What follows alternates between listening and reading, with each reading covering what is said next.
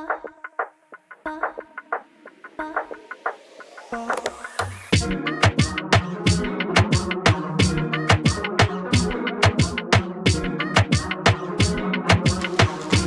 to another episode of Emotional Nightmares. My name is Tyler, and we are still down here in Butler at Club 831. So again, if you're struggling, you just need a place to go. Doors are usually always unlocked. Just pop in and say hi.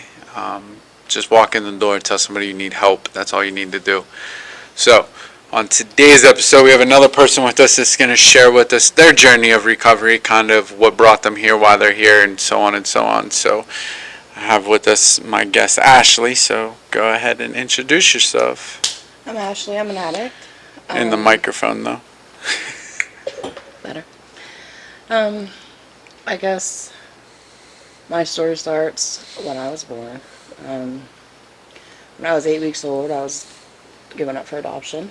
And my parents adopted me, who are my parents. They did a great job with me, for the most part.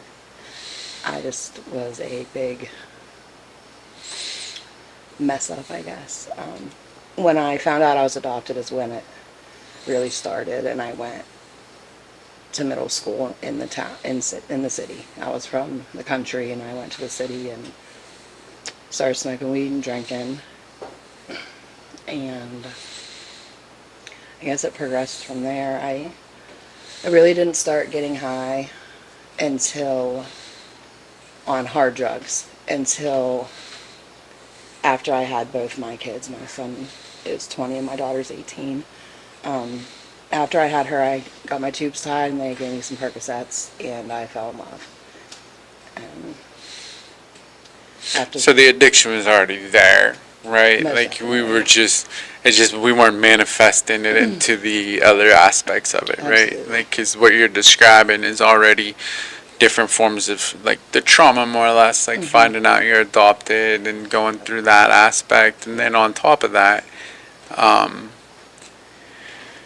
now Percocet's coming into the picture when you've already been drinking and smoking weed, so the addiction is there. Right, It's right. just not manifested into the full blown out typical Right. as you In my see life. it on TV addict. Right. And after the Percocets ran out, I went and bought some more off the streets for a while, and they stopped working, of course, as they do. And somebody introduced me to heroin. Then it spiraled from there. I tried to quit going to the methadone clinic, and it made it worse, honestly, because methadone was so much stronger than the heroin. And Yeah. I was just getting higher on the methadone. Then, when my kids were 4 and 2, I went to my first rehab in Turning Point in Franklin, and I had a long time off hard drugs after that. I had years. Granted, I was still smoking weed and drinking. I really started drinking heavy at that point. So basically, you substituted one for another. I You did. put down the heroin and picked up the bottle. Absolutely. Okay. And I'm an introvert, so I didn't like to go out. So I would sit at home and drink a full box of wine and think it was okay. That I didn't have a problem with that heroin was my problem, so I was good. And through all this, my family was very supportive. My kids never saw me use drugs. But it also ruined their lives. Like, I was not the best mother. I mean, I love my kids very, very much. But it put a damper on our relationship for a long time. Their dad, if it wasn't for their dads, they wouldn't have had the life they deserved, pretty much. Because I was just running amok and doing things I had no business doing. But I wasn't raised that way. I was raised going to church every Sunday. My parents don't smoke, don't drink. There's no addiction in my adoptive family, like from the family that adopted me. Right. But I still just I couldn't stop. Then, trying to think, I quit drinking for a while, and I was just smoking weed, doing good. In fact, thought I was doing good. And then, about, I guess it started more than 2 years ago. About 3 years ago, my dad was diagnosed with glioblastoma brain cancer, and that rocked our worlds. I mean, it was hard on everyone, my mom, me, my kids, but instead of coping the correct way, I started getting high on meth because it numbed it. It didn't make me feel anything. And I was up all the time, busy, not thinking about it. But I was also not calling to check on my dad every day. I was with him while he had a tumor removed in Pittsburgh with my mom, and I was getting high that entire time when I should have been sitting in the waiting room waiting with my mom. And then we came home. I was living with them at this point. I've never really had my own. I've had my own place in spurts, but I'm one of those people that when I start getting high, I lose everything. Right. When he got out of the hospital and came home, I was staying with them to help.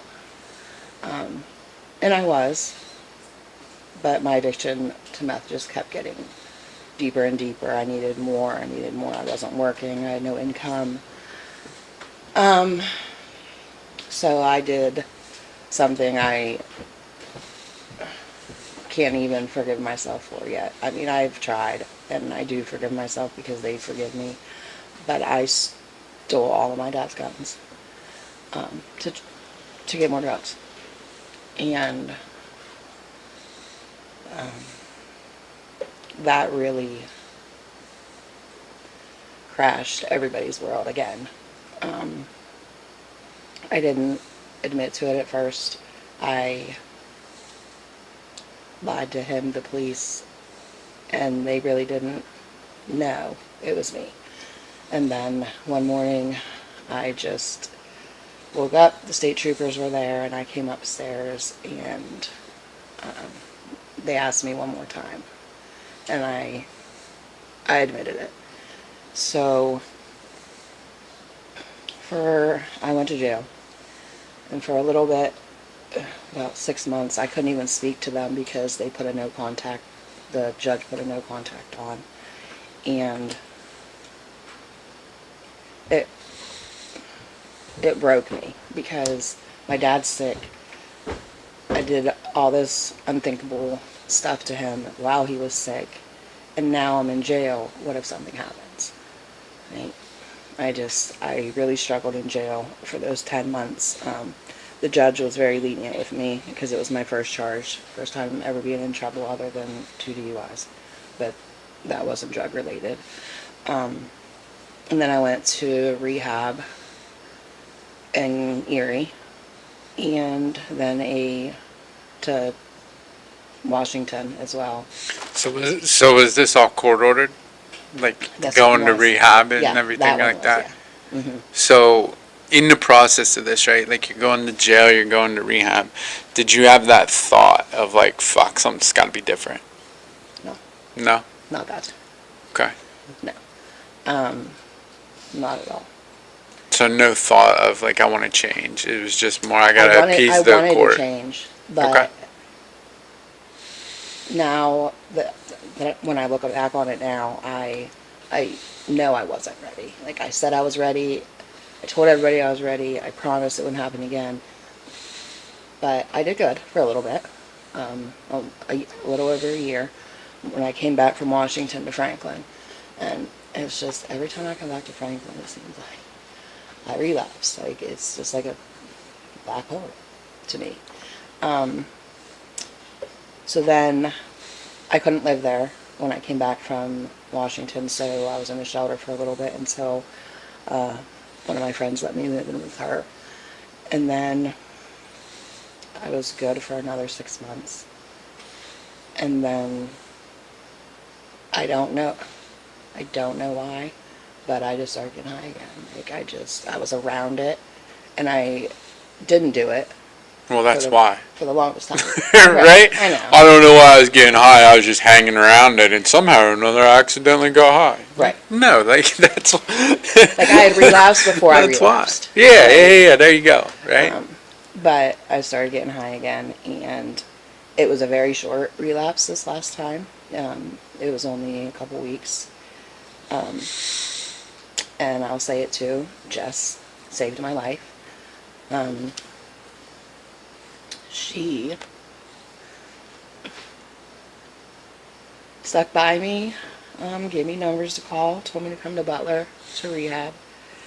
And if you know me, my dog is my best friend. Like, he is my life, along with my kids. I've had him through addiction. He's saved my life as well. And I didn't want to go to rehab because of my dog. My parents couldn't take him because they just can't anymore. Like, with my dad being sick, it's too much for them. So I'm like, I'm not going unless I know my dog's going to be safe. And she offered to take him in. And she took care of him while I was in rehab. I just got out of rehab on the 7th. And I'm in a 3/4 house now. But this time is the time it clicked. Like, yeah, that's my next question, right? Is what's different now? Number one, I don't think I have another relapse in me.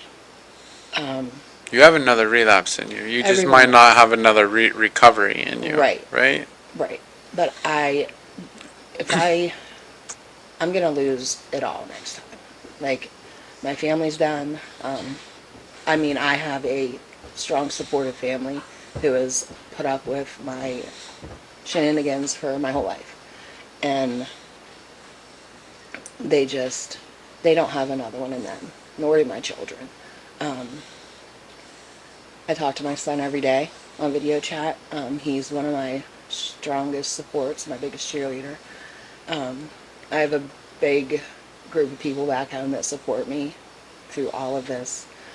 And the hardest thing is my daughter still not speaking to me, which I deserve that. They know when I'm getting high, so when they ask me, I say no. So when I called and said I was coming to rehab, they're like, we were both right then. You were. Like, my kids know me, my son knows me to a T. So I can't lose everything that I've worked hard for this time. Like, I'm still fresh. I'm 71 days. Well, 71 days is still a lot, right? Because, like, there's people watching that are struggling to get 24 hours clean, right? Absolutely. And that's the point, right? Is, like, we're trying to show all the different phases of recovery, like all the different, like, here's, somebody with a day sober, here's somebody with 10 years sober. Like, at the end of the day, it doesn't matter. Clean time doesn't matter, right? Like, fuck your clean time, right? Like, I don't give a shit about that. What I care about is, what are you doing today that's different from the last time that you tried to do this, and what's different today that's going to help you in the future, right? Right. Like, what are you doing right now? Like, so the first thing, right, is one, you're reaching out to people in recovery. Mm-hmm. 2, do you have a sponsor? I do not yet. Do not. But I have someone. You just moved here to Butler, though, right? Right. I'm relocating to Butler. I'm not going back home. So we're going to get a sponsor tonight, right? Sure. Because there's a meeting here tonight that there's going to be, I don't remember what time the meeting is here tonight. At 7. So it's at 7 tonight, which the people listening, we're not even, well, it don't matter. We're not airing this until May. Like, ain't nobody coming, right? The people in the audience over here, it's a 6, it's a 7. Right. Don't matter. Anyway, we got a meeting tonight, right? Absolutely. So the meeting here tonight there, according to Jamie, there's going to be all these people here. Right. So with all these people here, there's no reason you should leave tonight without a sponsee. I have a couple of prospects. No, you didn't hear No, what I just said. What I just said, though, is like, there's these people here, though, that are going to be able to sponsor I'll you. get one tonight. There you go. Right. But I am going to meetings all the time. I'm living in sober living. Which is good, Yeah, right? Because that I've helps never give you accountability. accountability, right? Yep. I've never done that. I mean, I did go to a halfway house in Washington, but I ended up leaving because I wasn't court ordered to that. I brought myself to rehab this time. I'm on paper. I'm a state parole. So I brought myself, but then you know how they have to have the power. They mandated me when I was there. And Who you got, Gary? I do now. Down here? Yeah, I do. Gary will be on your ass. And I love Gary. It's fine. I do. I love Gary. I'll tell you what the trick is. Anybody watching it, if he's watching, I apologize. The trick is talk to him about comic books. Okay, fair Right. enough. I remember that. It's just a fun fact. Yeah.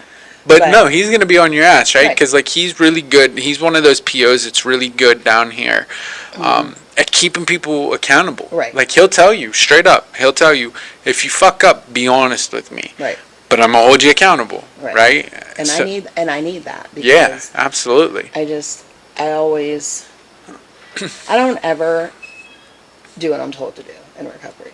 I don't take suggestions well. I like to be alone. I don't like to be around people. I just want it to be me and my dog. Well, that's what's gonna get you high. Right. And I'm learning that. That's why I went to the 3-quarter house, because I was not going to. Yeah. But I thought about it, and I'm like, every time I just leave rehab and go home or move in with somebody, I end up relapsing. So I'm trying this new, and it's working. Like I am working the steps on my own right now. I know it's not how you're supposed to do it, but when I get a sponsor tonight, I'm sure they'll help me. Yeah, I mean they're gonna tell you like to do step one, Oh, yeah, right? for sure. Because that's been the theme of all these episodes is we don't know unmanageability. Mm-hmm. Don't know it. You don't understand it. It's in step one for a reason, and the reason it's in there is because we normalize behaviors. So like since you've been a child, you've been normalizing all these behaviors that you don't realize is unmanageable, right? And then also too in step one you're gonna start learning about like what real denial is, and you're gonna start learning about like well, you're gonna learn like the concept of powerlessness. I disagree with NA's version of powerlessness, but that's for another day, right? You're also gonna start understanding toxic people, right? I'm already Because you're here, so you're toxic, very right? We're all toxic toxic. myself. But like at the end of the day, right? That toxicity is like learning that sometimes just because you don't use drugs or alcohol don't mean you're not toxic for me, Right. right? And learning to cut those people out. And I had to. When I came to rehab the day before, my friend bought me a phone. So I had a new number, and nobody has that number. Like, Good. only my family and my supports have that number. So, Yeah, but you got Facebook. right, but I deleted people off of Facebook. All right, there you go. That's what I want to hear. I made sure I did everything right this time, like the way I knew I should be doing it. Yeah. And I'm continuing to do that. Like, if I don't go to meetings, I'll just lay in bed. I go to IOP 3 days a week, so that helps as well. Good. But I can't. I didn't fully lose everything in my addiction, because I didn't lose my family. But you lost yourself. Right, and next time I'll lose my family. Amen. And I'm an only child. I don't, other than the people in the rooms, I would have no one. And I'm not willing to risk that. I mean, I want to be clean for me. And for my dad to be able to see me clean for whatever time, we have left with him. And they are proud of me they were disappointed that I relapsed again. But they came and saw me before I left. And I talk to them every day now, if not every other day. And when I'm using, I didn't do that. Like that. And that's what my mom said. She said, we knew something was up. Because they know if I'm okay, I call every day to make sure my dad's okay, or every other day. Yeah. Because you never know, and so she had an idea. But without the strong support of my family and my close friends at home and all the close friends I have down here now and my kids, I couldn't do it. Like, I need everyone. Like, everyone that's in my life, I need now. Yeah. It's not that I don't have anybody in my life that I don't need. No. I got rid of all the garbage and the toxicity, all that, because I had to make a change, a real change this time, because I was either going to end up losing my family because I got high again, or end up losing myself to this addiction for good. And it's just not worth it to me. I don't want my kids to have to bury me. I don't want my parents to have to bury me. So you keep coming back? Works if That's you work the it. answer, Yeah. right? Just keep coming back.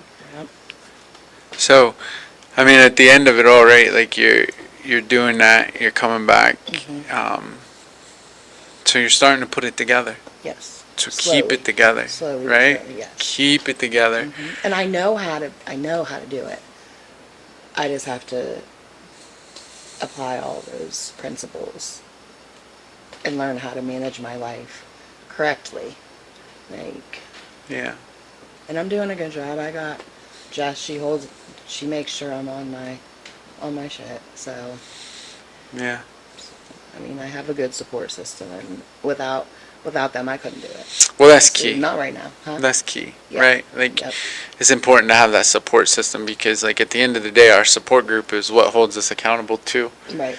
right? And a relapse is not going to happen one day. Like, you're not going to wake up and be like, today's a great day, I'm smoking crack. Right. You're going to relapse like a week. You're going to relapse at least 3, 4, maybe 6 months before you pick up the actual drug, right? Mm-hmm. Yep.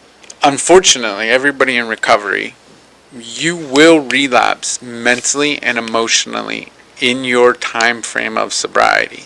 It will happen, right? But if we have this support group in place, we have the sponsor in place, we have the steps that we're working, we're doing these things, you physically will not pick up. Absolutely. Right? Like, Right. and it can't get any worse. It will only get better, right? Because you'll have those people that be like, yo, you're in relapse mode, get your shit, let's go get some dinner, because problems in this world are only solved over dinner, right? Food and coffee. Yeah, it's only served over food. If we don't have food, we ain't solving any problems in the world.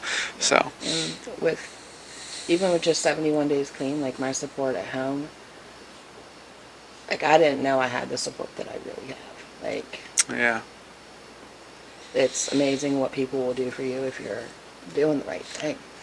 Like, and Absolutely. it's a blessing for real. Like, there's people that talk to me and support me that probably shouldn't. Like my parents, and they still love me. They still forgive me. They still support me. Yeah. 100%. Well, that's good. I'm proud of you. I'm proud of you for doing this. You're right. As we were talking before this, you were like, he ain't never seen me high. I don't, right? No, you haven't. We were sitting there talking last night, me and that gentleman over there in the hood. Mm-hmm. We were sitting there on a ride home. I was like, how do we know her? Right? Me? Yeah, I was like, how do we know her? I was like, I know we know her. Right? And he was like, I don't know, man, TRG. We used to go to meetings together. We worked like, together, but we used to go to meetings together. That's what he was telling me, because I was like, Monday I know night we was know my her, home group right? in Atlantic City. So you're right. I don't You knew remember my you. sponsor back then. Who's that? Yeah. Oh yeah. Mm-hmm. So at the end of the day, like yeah, like we didn't. I didn't see you high, Mm-mm. right?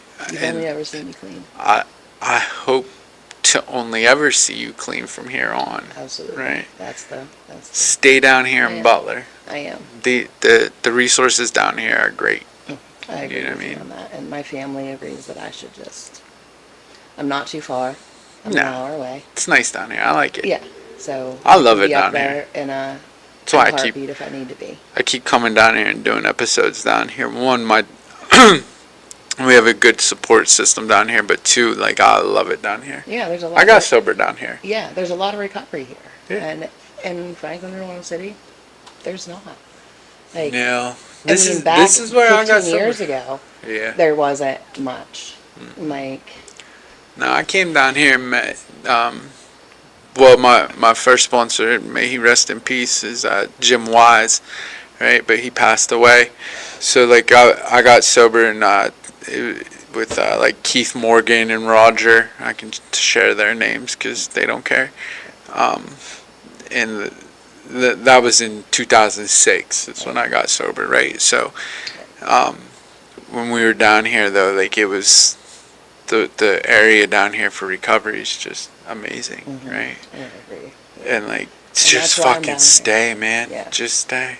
It's so much easier, is it not? Yeah, it is so much easier. Right. Like, I still get stressed. Yeah, And of course. I'm just trying to learn coping skills at this point, too, because I know I'm going to need them. Yeah. And I got support for when I'm going to need them. Yeah. So, Good. yeah. It's great. All right, man. Well, I appreciate you for jumping up here on the stage and talking, right? Yeah. I appreciate. So first and foremost, right? Like you guys could have been anywhere in the world. You sat here and chose to be here with us. So I appreciate that. If you didn't get anything out of this, then watch something else. Maybe just Google recovery and see what comes up, or do the right thing and go to na.org or aa.org and look for a local meeting in your area. Walk in and say, I need help, and somebody will come to you. Or call somebody that actually cares, that doesn't want to sell you dope today. As long as you stay sober today, tomorrow looks a little bit better. We appreciate you for watching. We appreciate you for tuning in. Like, share, subscribe, and thank you for coming. Thank you for watching.